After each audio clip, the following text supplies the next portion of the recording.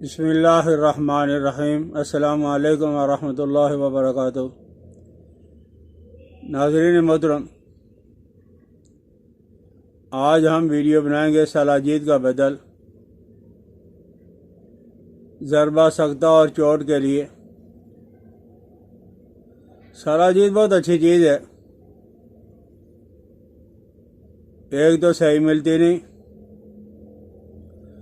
اور دوسری ہر آدمی کے موافق نہیں آتی۔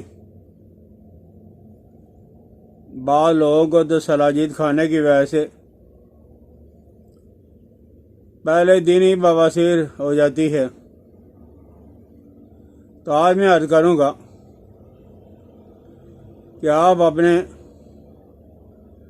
پاکستان کی دیسی گندم، اب ہر چیز کے لیے یہ کہنا پڑے گا کہ دیسی،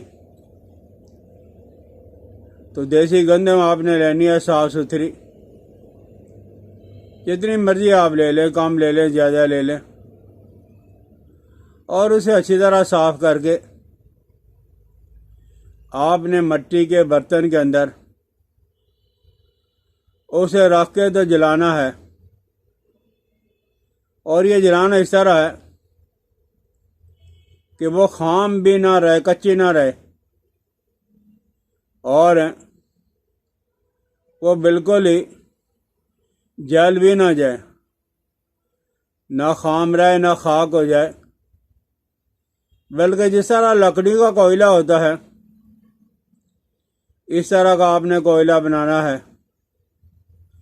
جب وہ کوئلہ بن جائے، اچھی طرح جل جائے، راکھ نہ ہو، تو اس گندم کے برابر ہے گڑ پرانا والا کاند سیاہ، یہ برابر سرابر کا لے کے اور مکس کر کے کوٹیں، اور کافی کوٹنے کے بعد اس میں آپ تھوڑا سا گھی شامل کریں، یعنی چند قطرے گھی کے ڈالیں، تو گھی ڈال کے وہ کوٹتے رہیں، اتنا کوٹے کہ گندم اور گڑ یہ یکجات ہو جائیں، یعنی اکٹھی ہو جائیں۔ اور آپ پوچھو کہ گھی کون سا؟ جو اللہ نے آپ کو دیا ہے، جو آپ کو میسر ہے۔ دیسی گھی گائے اور بھینس اور بکری کا تو بہت اچھا ہے، نہیں ہے تو اس کے علاوہ جو مرضی گھی ہو، آپ اس میں تھوڑا سا ڈال کے آپ نے کوٹنا ہے، اور کوٹنے کے بعد آپ اسے کسی بوتل کے اندر محفوظ رکھ لیں، جتنی آپ کو طاقت ہے، حسب قوت آپ استعمال کریں۔ ضربہ سکتہ اور چوٹ کے لیے بہت زیادہ نافع ہے۔ میں تو اس کے ساتھ ہلدی کا بھی استعمال کراتا ہوں، جن لوگوں کا ایکسیڈنٹ ہو جائے، چوٹیں آ جائیں، کہیں دب پڑ جائے، کہیں آدمی کچلا جائے، تو بہرحال آپ گندم اور گڑ کو اکٹھا کر لیں۔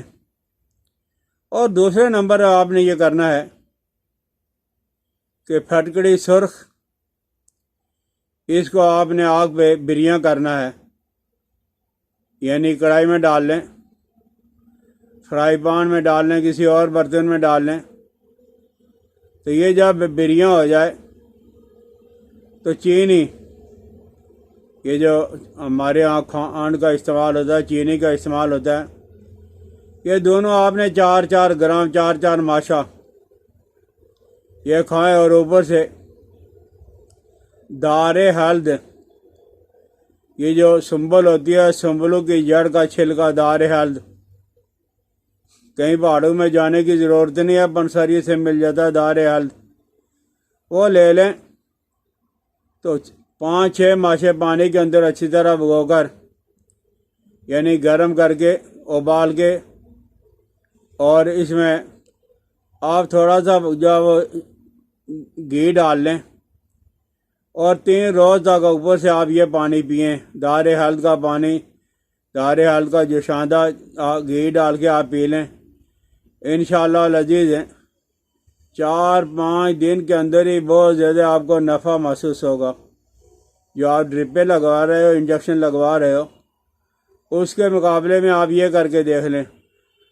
اور اگر ضربہ سکتہ چوٹ لگنے کی وجہ سے انسان کا کوئی عضو کچل جائے، تو کوئی عضو خشک ہو گیا ہو کچلنے کی وجہ سے، چوٹ لگنے کی وجہ سے، تو اس کو اصلی حالت کے اندر میں لانے کے لیے اگر آپ کو ضرورت ہو تو آپ مغز تخم ارنڈی کے تخم، ارنڈی کے بیج لے کے آپ اندر سے مغز نکال لیں۔